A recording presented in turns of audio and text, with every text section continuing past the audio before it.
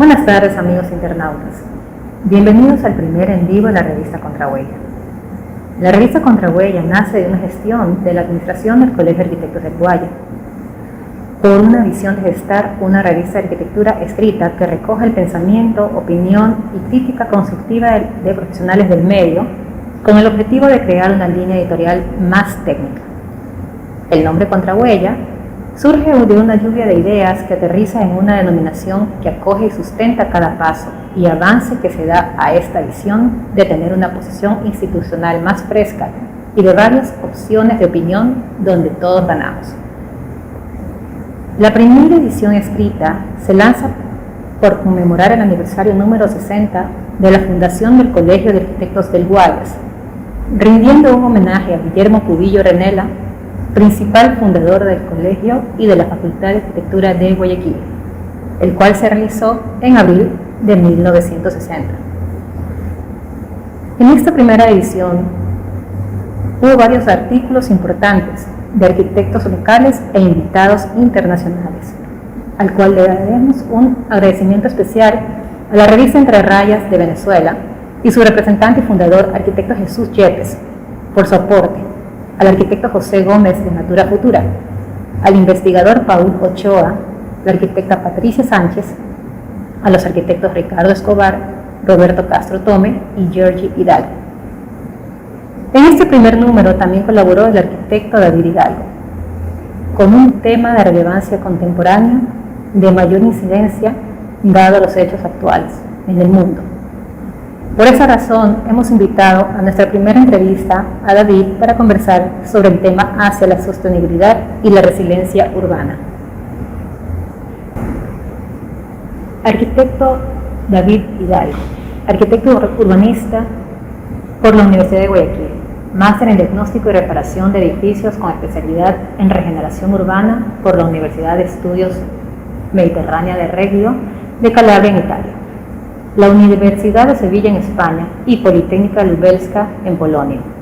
Magíster en Gestión Pública por el Instituto de Altos Estudios Nacionales IAEN en Quito y doctorando en Gestión Urbana por la Pontificia Universidad Católica de Paraná en Curitiba, Brasil. Ex catedrático de las Facultades de Arquitectura de la Universidad Tecnológica Equinoccial UTE, de la Universidad de Guayaquil y de la Universidad Católica Santiago de Guayaquil. Trabajó en el Ministerio de Cultura y Patrimonio en la Subsecretaría de Patrimonio en la Dirección de Conservación y Riesgo. David, buenas tardes y bienvenido. Saludos. Hola Carolina, muchas gracias por la invitación. También gracias al Colegio de Arquitectos del Ecuador, Núcleo Guayas, para poder participar el día de hoy en este conversatorio. Aprovecho para enviar un saludo a todos los que nos están acompañando en esta transmisión. Excelente, David. Qué gusto tenerte aquí con nosotros. Habrá muchas personas que estén viendo este video y que no estén tan familiarizados con el tema que vamos a tratar. Entonces yo quisiera que nos expliques un poco, desde tu punto de vista, qué encierra el término de resiliencia urbana. ¿Qué significa dentro de un contexto urbano para nosotros los arquitectos esta problemática de resiliencia urbana? Bueno, permíteme antes de contestar tu pregunta, Carolina, contar un poco cómo surgió la idea de escribir este artículo para la revista Contrahuella. Y bueno, a inicios del 2020, en una visita que hice al Colegio de Arquitectos de Guayas, Jorge Bravo, en ese entonces, me comentó la iniciativa que tenía el colegio de querer sacar una revista en la cual se pudieran difundir contenidos vinculados o relacionados a nuestra profesión, a la arquitectura y el urbanismo, y me hizo la invitación formal para poder participar con un artículo. En ese momento yo pensé, bueno, ¿qué podría yo contribuir para este posiblemente primer artículo, ya que también coincidía con el lanzamiento de la revista digital?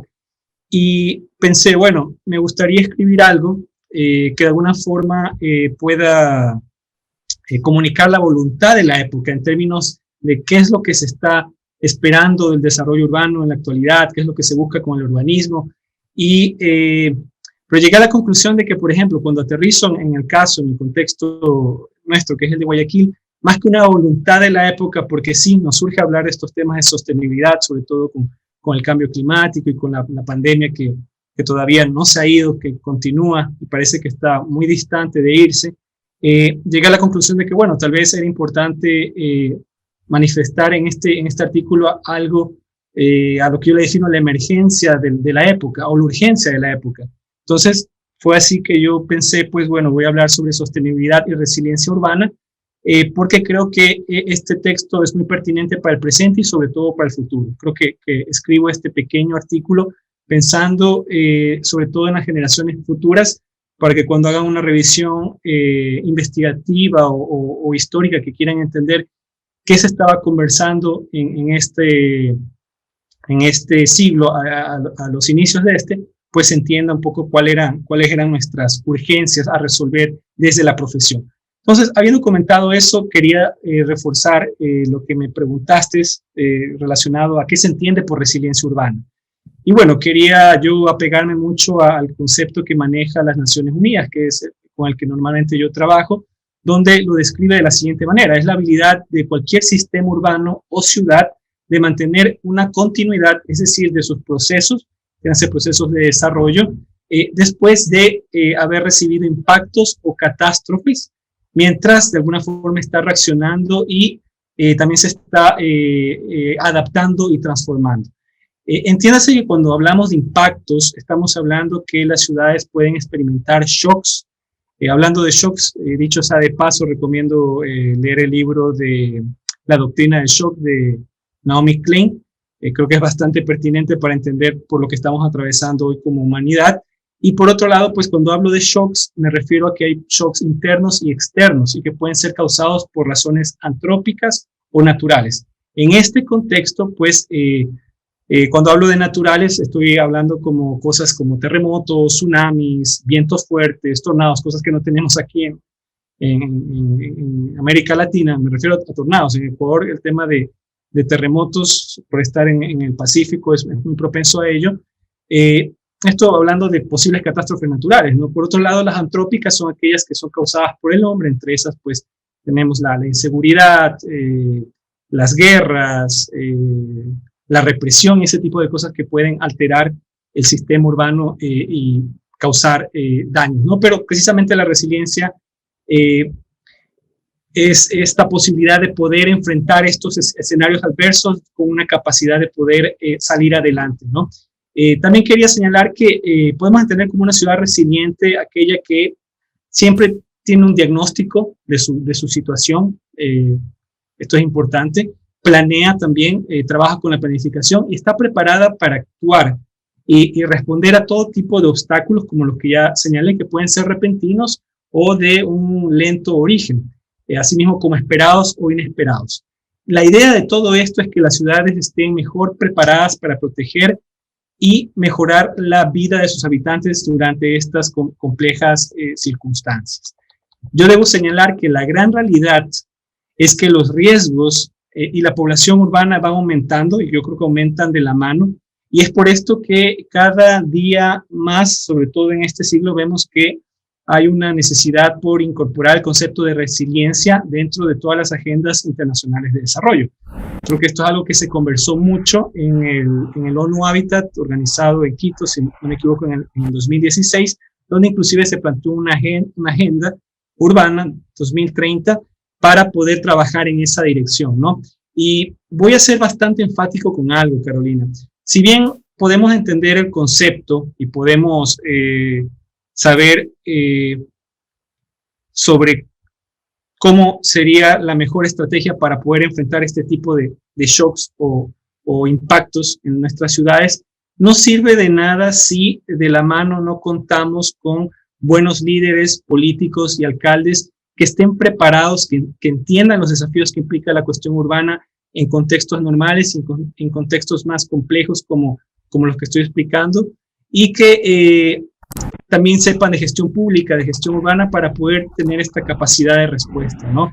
En resumen, yo diría que con buenos liderazgos se puede gestionar de forma eficiente este tipo de circunstancias, de adversidades, y también muy importante, ¿no? Que para poder tener una respuesta efectiva como resiliencia, el tema del presupuesto, manejar de forma ética los presupuestos es también algo muy importante, que espero que lo conversemos más adelante. Temática sobre resiliencia, quería comentar algo, quería contarles algo, ¿no? Todos los que nos están acompañando el día de hoy, que en el 2013 se lanzó la iniciativa de 100 Resilient Cities o 100 ciudades resilientes propuesto por la Fundación Rockefeller y que creo que es una iniciativa bastante interesante precisamente para poder ayudar a las ciudades a desarrollar modelos de resiliencia para poder enfrentar estos desafíos que son de carácter físico, sociales, económicos y que están de alguna forma más presentes y crecientes en el siglo XXI. Esta red de ciudades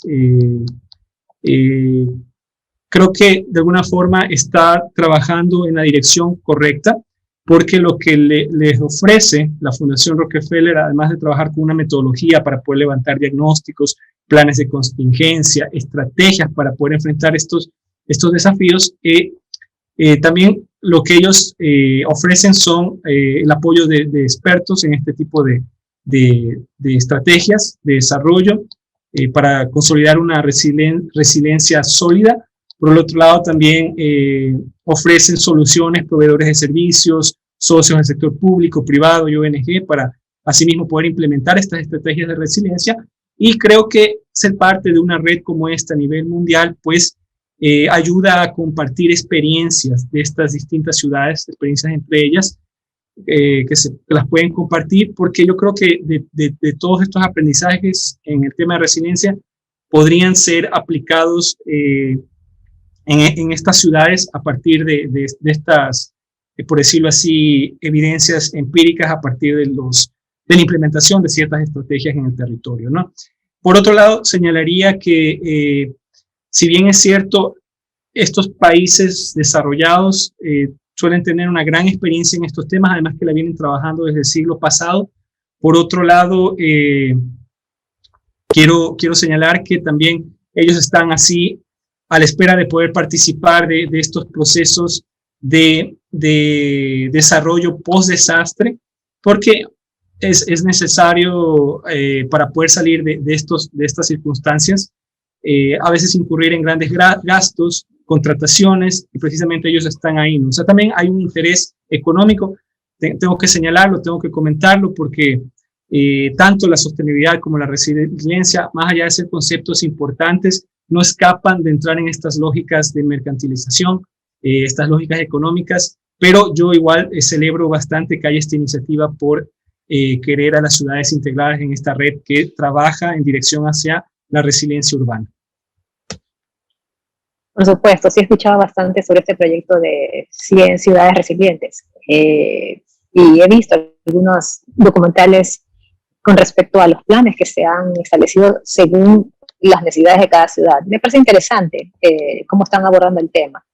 David, una consulta técnica, ¿sí me estás escuchando ahora? Ahora sí te escucho bien, qué bueno, pensé que estaba hablando solo. Bueno. Qué bueno. Listo, continuamos entonces. Tenemos dos invitados que han decidido o que nos quieren colaborar con unas preguntas que me parecen que son interesantes. La primera invitada es la licenciada máster Victoria Bastidas, ex docente de la Facultad de Arquitectura en materias o asignaturas relacionadas con media expresión y es la encargada del actual proyecto bicentenario por los 200 años de independencia de la ciudad de Guayaquil. Damos paso a la pregunta de la licenciada Victoria Bastidas.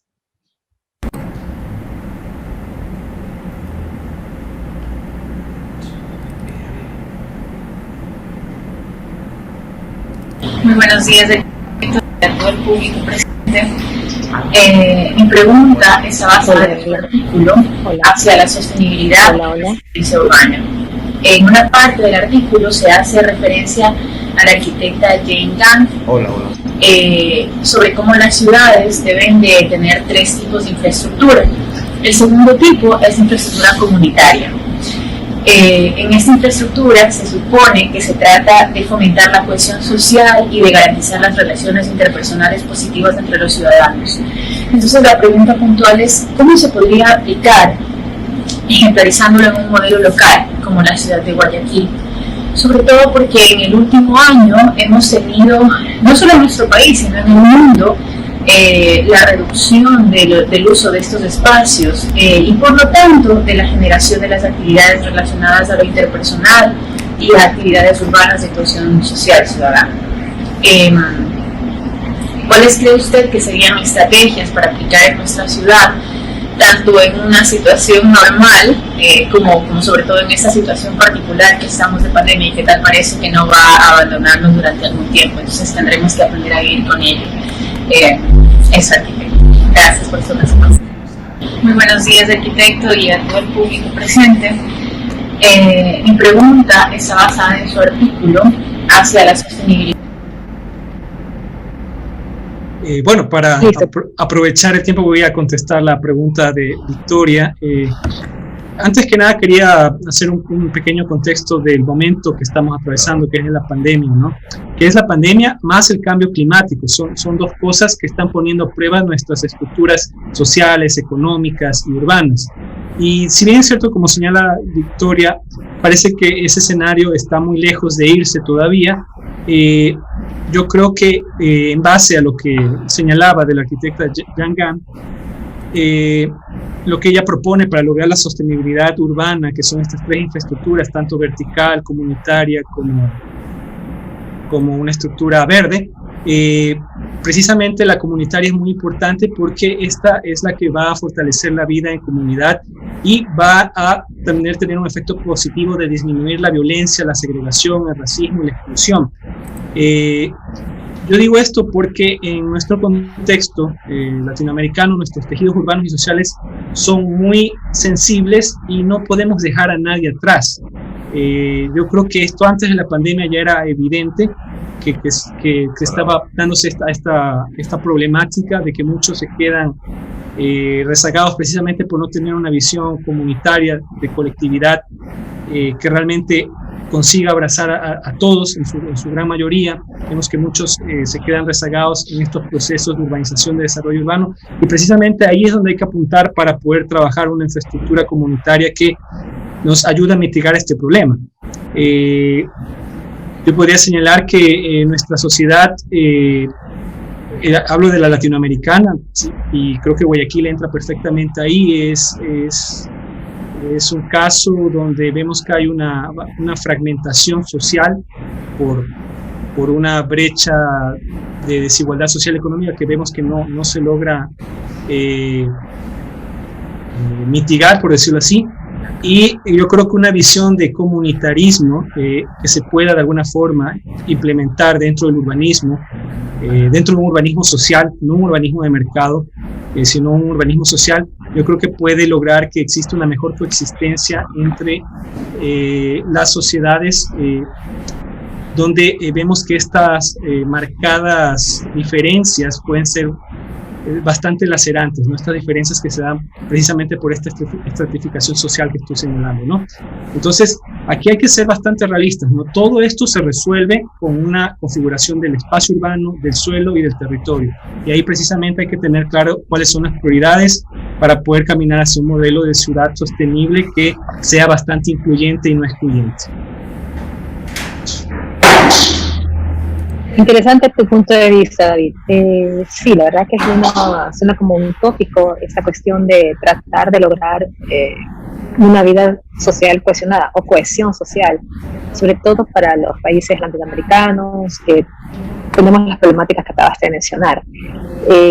Me interesó el término que mencionaste acerca de urbanismo de mercado. ¿Podrías aclarar un poco a qué te refieres con esto? Si bien es cierto, en las ciudades, por decirlo así, se replican estas lógicas productivistas propias de las dinámicas del capitalismo, donde son los espacios precisos para poder llevar a cabo estos modelos de producción, de consumo.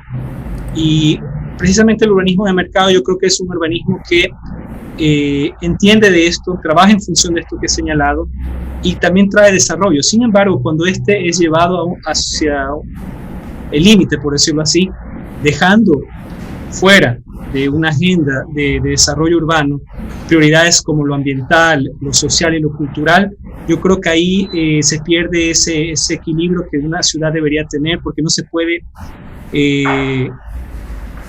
construir una ciudad pensando solo en los beneficios del mercado o que el mercado lo regule todo, sino precisamente ahí es donde el poder público local tiene que hacer su función, que es colocar reglas en las cuales pueda garantizar, como ya señalé, estas prioridades y que definitivamente cuando hablamos de ciudades, pues entendemos que esto es una cuestión que siempre está buscando, se debería buscar el bienestar de las personas, entonces siempre tiene que tener una mirada social y humanista, ¿no?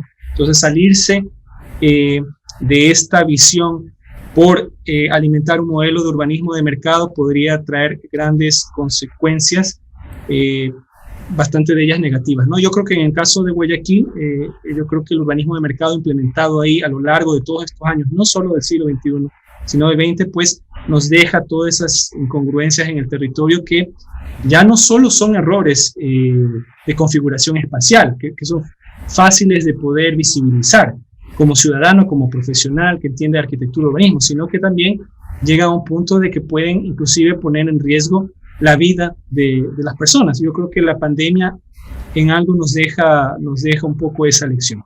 No quiero entrar mucho en detalles, pero hay que ponerle un freno a eso del urbanismo de mercado y más bien siempre colocar una agenda que entienda que lo social, lo cultural y lo ambiental son necesidades fundamentales para la sociedad y para las ciudades. Exacto, totalmente de acuerdo. Un poco vincularlo con esta conciencia humanista y humana y social, sobre todo, que si no se va a lograr la cohesión social que tanto se está hablando. Bien, pasemos a la siguiente pregunta de nuestro segundo invitado, es el arquitecto Pedro Gambarrotti. Ha sido catedrático en la Universidad Católica Santiago de Guayaquil, en la Facultad de Arquitectura. Ha trabajado como jefe del Departamento de Patrimonio en la Prefectura del Guayas hace un tiempo atrás y nos tiene una pregunta muy interesante para David. Por favor.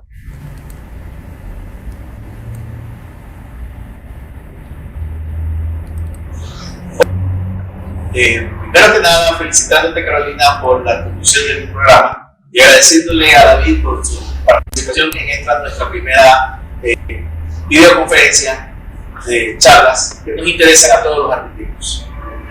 Mira, el programa de las Naciones Unidas Hábitat define a las ciudades resilientes.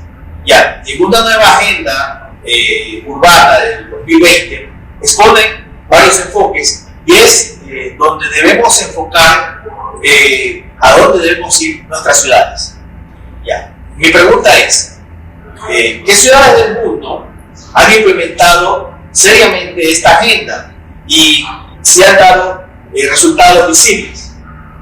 Y si es por donde debemos orientar o transitar el próximo lustro replicado en nuestras ciudades. Agradeciéndote una vez más tu participación, David, y espero la estés pasando bien. Gracias, éxito.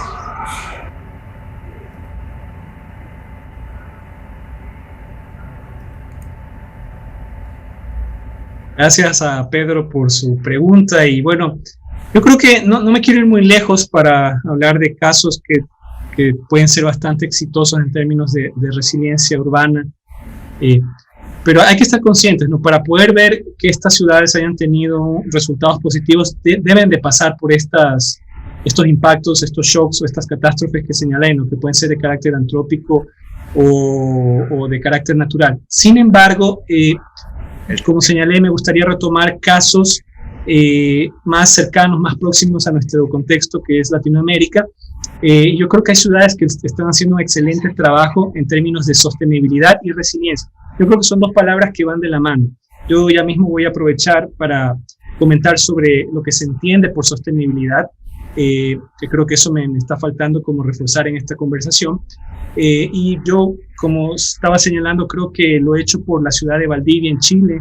Creo que es un caso muy positivo a resaltar, que es una ciudad que se está preparando con una visión precisamente sustentada o apoyada en estos conceptos que estamos el día de hoy conversando.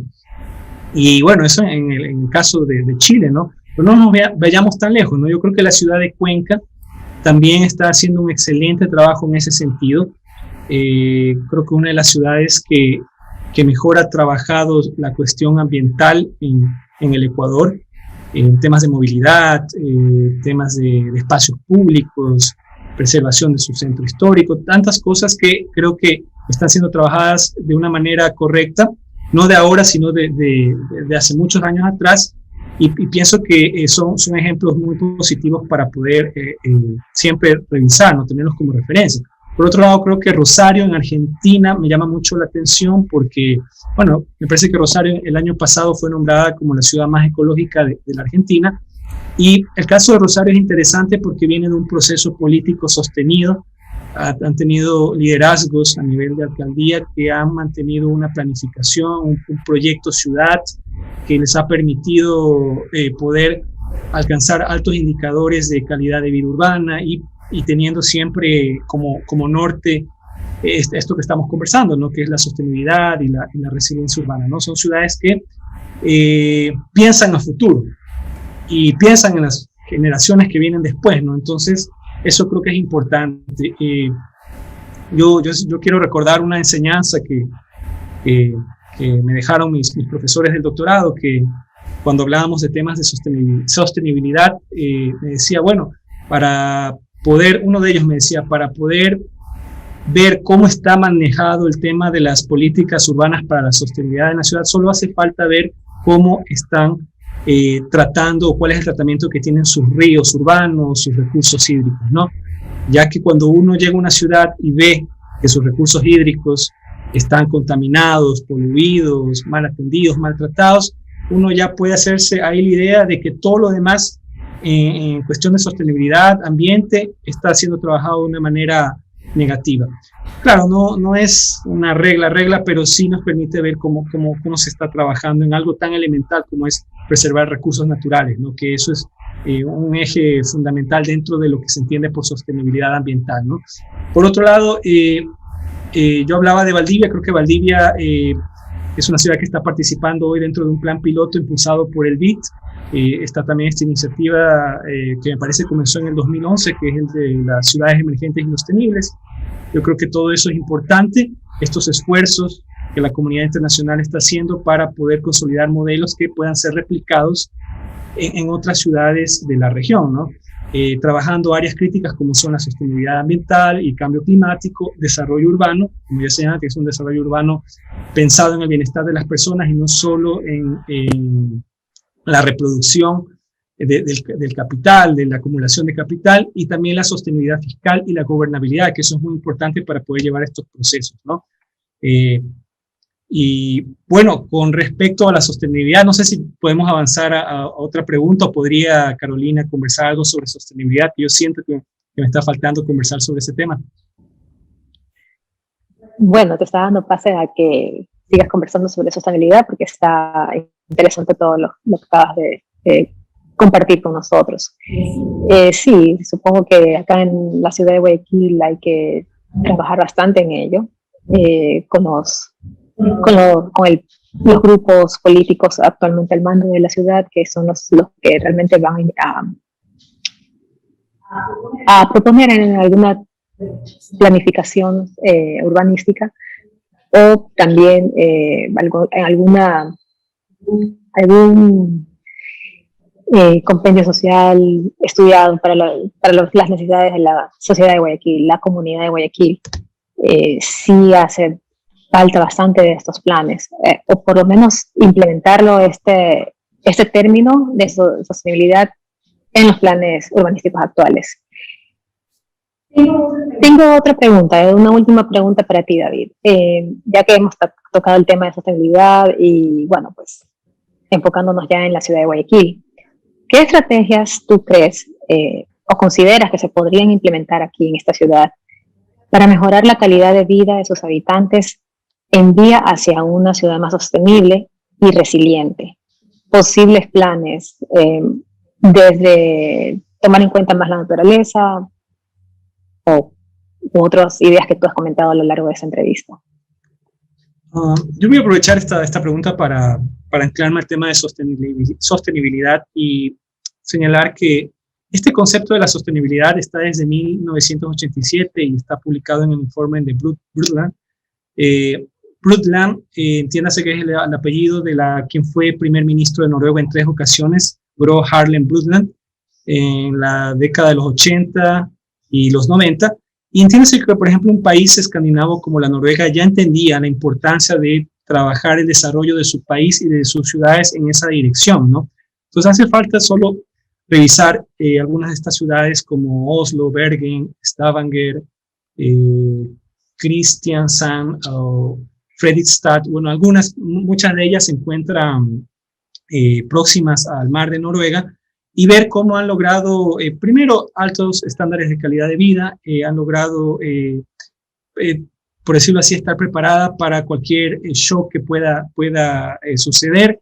Y creo que precisamente trabajan con esta visión porque lo que se entiende como sostenibilidad, que es un concepto de las Naciones Unidas igual, que a mí me parece que es muy importante, es que se trata que el modelo de desarrollo pueda satisfacer las necesidades del presente sin comprometer la capacidad de las generaciones futuras de satisfacer las suyas. Yo creo que ese es el principio fundamental que está haciendo falta en Guayaquil. Yo creo que en Guayaquil hay un serio problema de no entender cuáles son las prioridades y no querer avanzar en esta agenda que dicho sea de paso, se planteó en el ONU Habitat con 17 objetivos. El número 1 de ellos es la disminución de la pobreza y la desigualdad, y así hay otros más.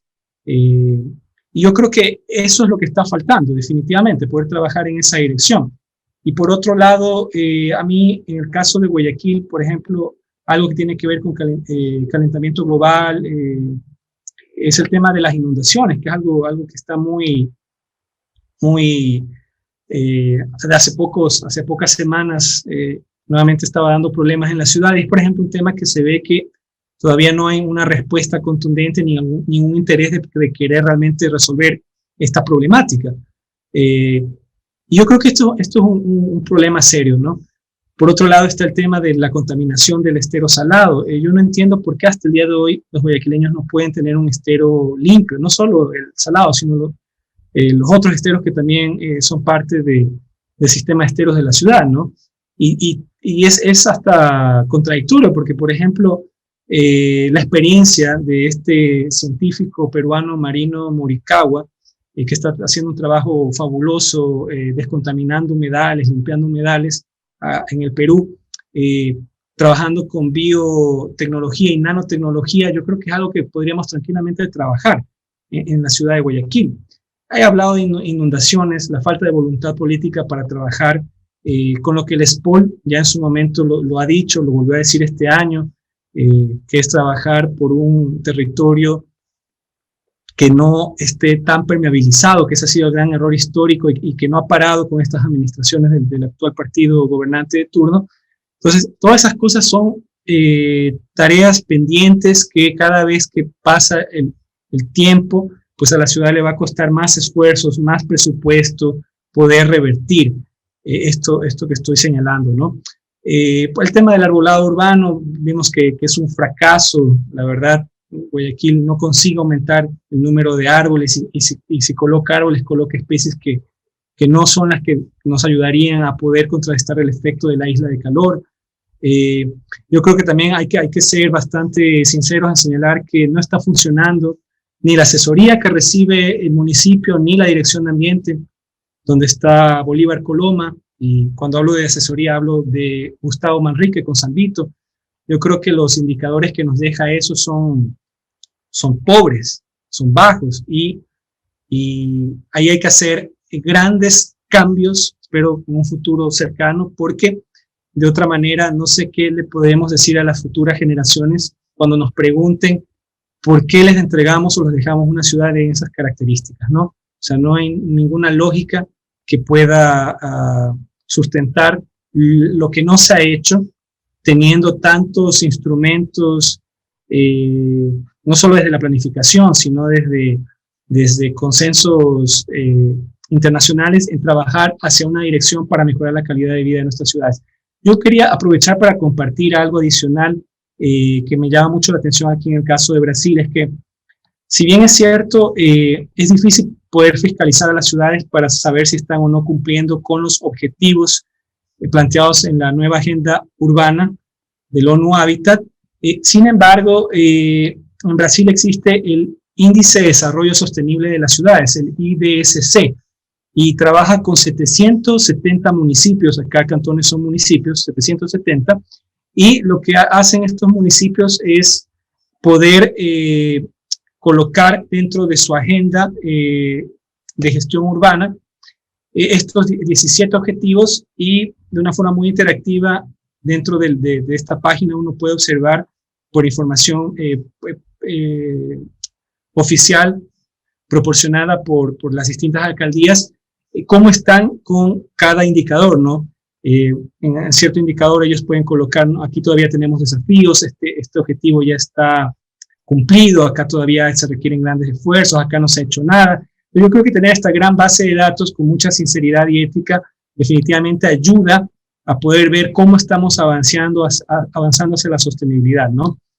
Y algo para un poco encerrar esta pregunta que me hiciste, yo creo que para poder tener una agenda urbana local que pueda colocar en políticas urbanas que aterricen en el territorio, todo esto que hemos conversado el día de hoy, se necesita que sea una agenda urbana pluralista y no elitista. Aquí yo hago el énfasis en el caso de Guayaquil, que lamentablemente trabaja en función de esta agenda que beneficia a unas élites históricas, económicas, y que deja a un lado las grandes necesidades de la gran mayoría de la población. Temas como, por ejemplo, la falta de dotación de agua en Monte Sinaí, yo creo que es una cosa imperdonable, y creo que la pandemia nos hace un gran jalón de orejas en ese sentido. No es posible que una población que tiene alrededor de 300,000 habitantes todavía hasta el día de hoy tenga que recibir agua en tanqueros. Entonces, ese tipo de cosas son tan visibles, tan alarmantes, que deberían tener una solución, y no hay ninguna justificación para no haber podido trabajar en eso antes, ¿no? Entonces, eso en cuanto a los grandes desafíos, Carolina, que la ciudad de Guayaquil tiene en el tema ambiental, la agenda ambiental, que como ya lo señaló en su momento en un conversatorio que hizo Natalia Roca, claro, hay una gran deuda ambiental en la ciudad de Guayaquil. Yo creo que eso va a ser una agenda que va a demandar principalmente de poder destinar recursos, una mayor inversión pública local, porque ese es otro problema, ¿no? Que cómo se designan el presupuesto de Guayaquil para las obras que hace, pues cómo se ha estado trabajando, pues todavía no se atienden estas necesidades que ya deberían en este siglo ser prioritarias, y vemos que todavía no lo son. Exacto. Algunas problemáticas que demandan realmente de una planificación a conciencia, a ser realizada. Totalmente de acuerdo, y muy interesante todo lo que nos has expuesto, David. Te agradecemos mucho por tu gran aporte. Ha sido muy interesante todo lo que nos has compartido con tu experiencia y, bueno, pues con todo tu recorrido académico y profesional. Un agradecimiento especial. Entonces, vamos a cerrar un poco, comenzar a cerrar este programa. No sin antes dar un agradecimiento especial a nuestro equipo de producción, cuyo interés principal es ir creciendo y difundiendo las ideas de todos aquellos que realizan aportes desde varios sectores de nuestra sociedad. Por eso, por esta ocasión, por esta razón, ya tenemos a nuestras segundas invitadas para el próximo encuentro, para un segundo encuentro de Contrahuella en vivo. Ellas son las arquitectas María José Freire y Verónica Rosero, investigadoras y docentes, que nos van a conversar de su publicación basada en una investigación sobre las pioneras de la arquitectura ecuatoriana. No se lo pierdan, va a estar muy interesante. También queremos dar un agradecimiento especial a los colaboradores que en su inicio estuvieron trabajando para la publicación y sacar este proyecto a flote. Arquitecto Jorge Bravo, arquitecto Tito y Carlos Calzadilla, cuyo aporte ha sido muy importante para esta revista digital. Bien, y con esto agradecemos la presencia de este público. Muchas gracias por su atención en esta tarde. Gracias, David, nuevamente por acompañarnos desde Brasil. Bueno, pues... Carolina, ¿me permites unas palabras para despedirme? Claro, sí. Sí, yo quería agradecerles una vez más por la invitación. Ha sido un gusto participar contigo, con el colegio. Creo que hay que seguir fomentando este tipo de eventos. Y solo quería cerrar diciendo que fue muy gratificante ver que el premio Pritzker de este año fue para el estudio francés Alain Lacaton, y compuesto por Alain Lacaton y Jean-Philippe Bassal, precisamente que ellos están en sintonía con todo lo que hemos conversado el día de hoy. Sobre todo intentando hacer una arquitectura que trabaje más desde la rehabilitación, el nuevo uso de las edificaciones, la conservación, combatiendo un poco esta lógica de que para hacer arquitectura siempre hay que partir de cero, demoler y construir de nuevo, ¿no?